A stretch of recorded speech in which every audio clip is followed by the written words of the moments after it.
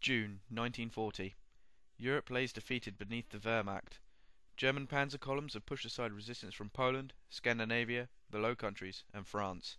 Adolf Hitler entrusts the newly promoted Reichsmarschall Goering and his Luftwaffe to sweep aside the RAF as a prelude to the invasion of England. The Luftwaffe's main aircraft for the battle included the medium-range bombers Heinkel HE-111, the Dornier Do-17, and the Junkers Ju-88.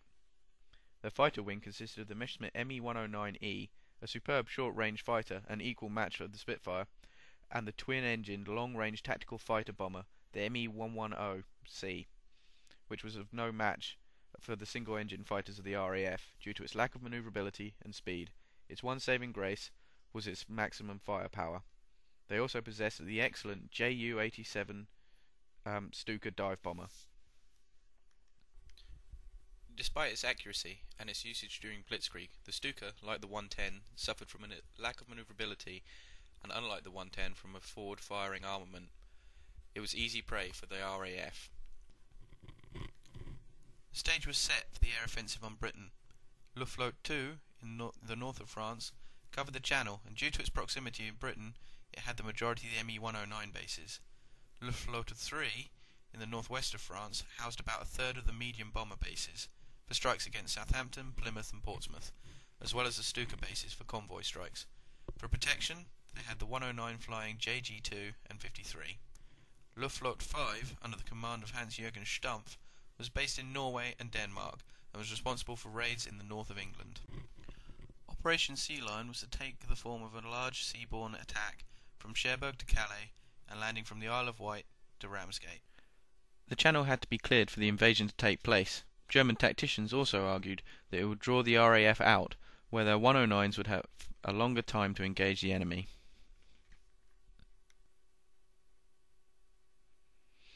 On the 10th of July, the Luftwaffe struck. 70 bombers and fighters swooped on an unprotected convoy. The RAF responded by scrambling 4 squadrons to intercept.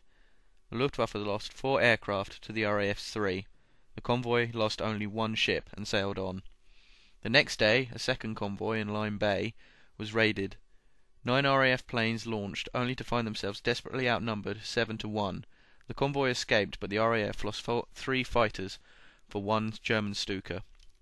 Attacks like this continued for 2 weeks, before the next serious battle.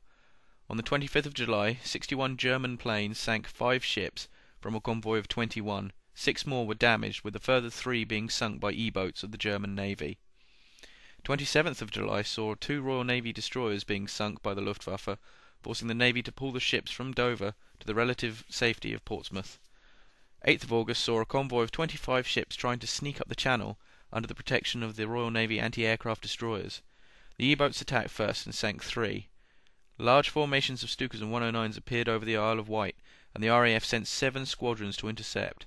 The RAF lost 19 fighters but claimed 31 German planes destroyed. The convoy lost a further 3 vessels. Though these raids were productive, at the same time the attrition they caused was greater than the Germans were prepared to pay. It was deemed the convoys could be assaulted when the Luftwaffe had air superiority.